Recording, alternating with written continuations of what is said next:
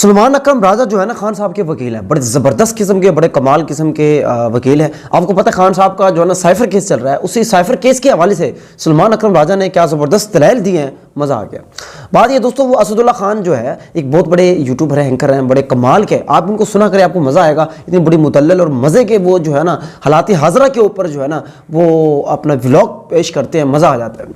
اب cipher case کے اوپر جو سلمان اکرم راجہ صاحب جو ہے ان کے جو دلائل یہ ہیں کہ ان کا بیسیکلی جو دلائل یہ تھے کہ خان صاحب کو جو ٹرائل ہو رہا ہے، جو کیس چل رہا ہے، وہ جیل کے اندر کیوں چل رہا ہے؟ دیکھیں یہ دوستو یہ کوئی چھوٹا کیس نہیں ہے، یہ اتنا بڑا کیس ہے، اس میں سزائے موت ہو سکتی ہے، اس میں عمر قید ہو سکتی ہے، لیکن کیا ہے کہ اس کو سب سے چھپا کر جو ہے نا یہ اپنا کیس لڑا جا رہا ہے۔ آخر یہ کون سا انصاف ہے؟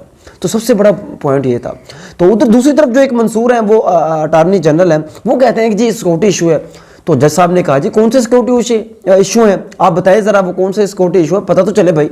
دوستوں بات پھر وہی آ جاتی ہے کہ یہ سائفر جو کیس ہے، پھر اگر پہلی بات تو میں نے ابھی بتایا کہ سلمان اکرم راجہ نے بتایا کہ اتنا بڑا یہ کیس ہے، اس میں سزائے موت ہو سکتی ہے، عمر قید ہو سکتی ہے، بھائی آپ اس کو عدالت میں لے کر آئیں، یہ تو کوئی طریقہ نہیں ہے۔